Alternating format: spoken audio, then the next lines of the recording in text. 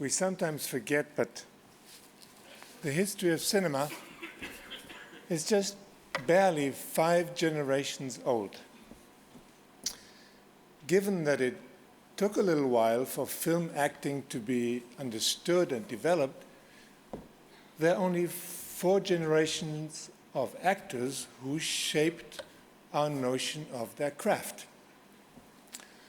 For my generation, or for me personally, there's one man who, above all, who defined the state of art of acting, and that is Bruno Ganz.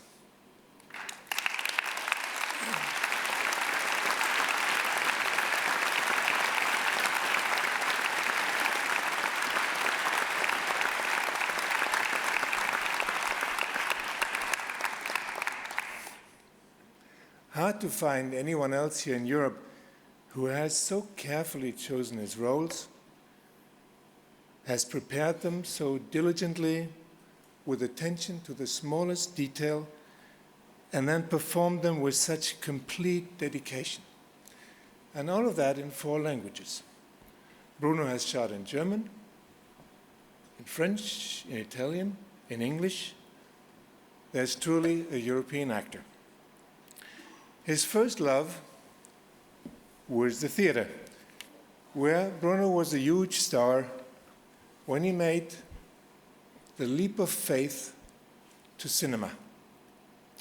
A film of mine happened to be the springboard, and I want to tell you a story about and from The American Friend. Bruno's second film, but maybe the first action movie. At least some of it felt like it.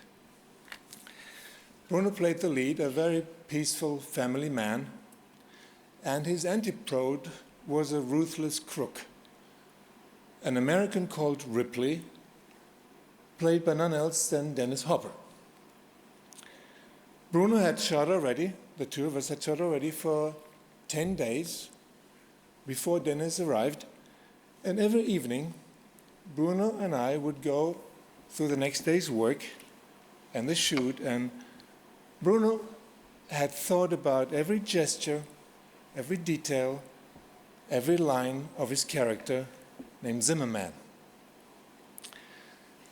And then Dennis Hopper arrived, straight from the Philippines, where he had just finished shooting with Francis Ford Coppola, Apocalypse Now.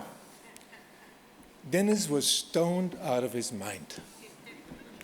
And he was still in character, and if you remember the movie, he played this crazy photographer opposite Marlon Brando. He came as that photographer with the cameras dangling around him. The first days of shooting were a disaster. There was Bruno, utterly disciplined, cool, calm, collected, and dedicated.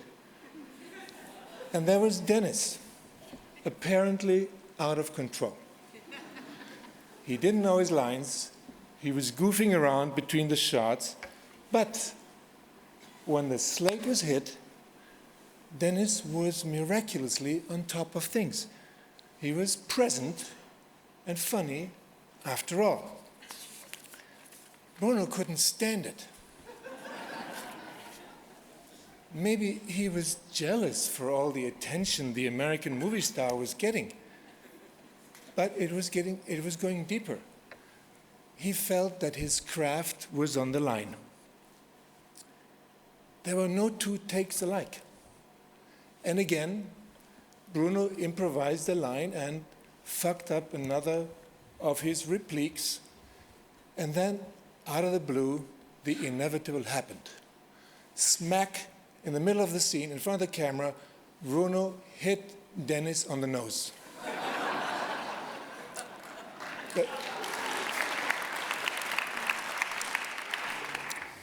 Being American, without hesitation, Dennis hit back.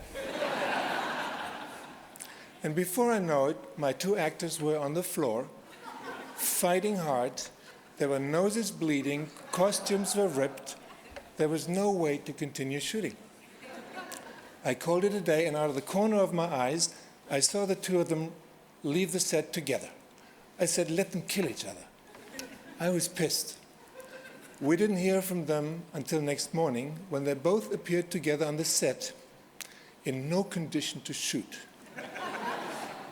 Arm in arm, the best of friends. From that day on, Dennis knocked at my door in the evening, said, can I have my pages for tomorrow? And when I gave Bruno my pages, he said, oh, I'll see about it tomorrow. The two of them learned from each other. The film went on smoothly and profited hugely from their friendship and the fact that they had accepted each other. Why am I telling you this? Years later, Dennis Hopper told me, very seriously, that Bruno's punch on the nose had saved his life. And that had been the very moment when he realized he had to straighten out his suicidal path, take his life and his profession seriously again, because acting, and Bruno really taught me, acting is a very existential thing, and it can involve unusual measures. It's not stuntmen who do the most dangerous jobs in a movie, it is the actors. I made more films with Bruno afterwards. Each time I was more in awe of this man and of his art, his very subtle art. The more difficult it gets, the easier he made it look, without ever showing off how good he was. And that's another sign of a great actor. He doesn't show it. I've seen all of his movies. You will see a few afterwards. Whether he was portraying an angel, a kind angel, or a monstrous Hitler, it was always for the part and the character, and never for himself, the actor. Bruno infused me with the deepest respect for his profession. It's a great honor for me to present our Lifetime Achievement Award to one of the greatest actors we have in Europe, Bruno Ganz.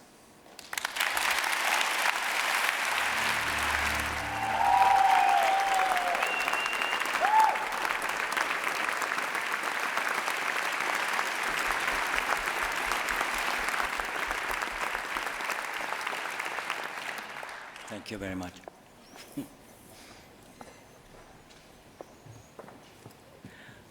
What I would like to call first real film took place in a castle in Bavaria, Germany. The script was from Heinrich von Kleist, Germany, directed by Eric Romer, France.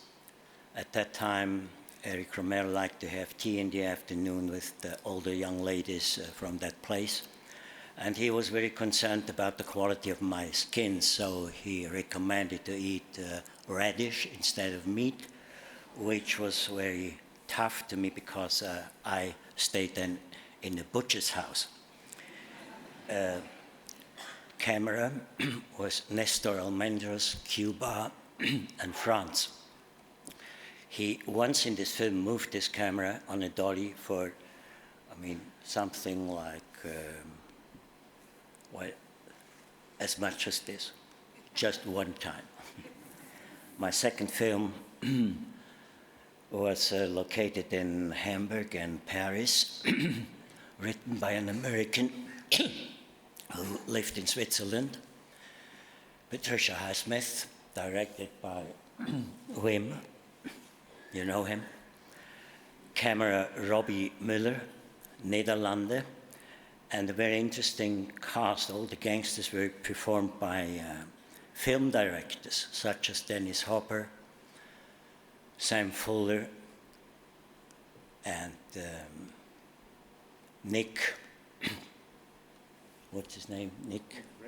Nick Ray, right, sorry. We had Gérard Blanc, Jean Eustache, France, Peter Lilienthal from Germany, and Daniel Schmidt, Switzerland. So I would like to say that this was an early and modest approach to what we got later as the European Union. So thank you very much for this award and to be here in Tallinn. Thank you. Thank you.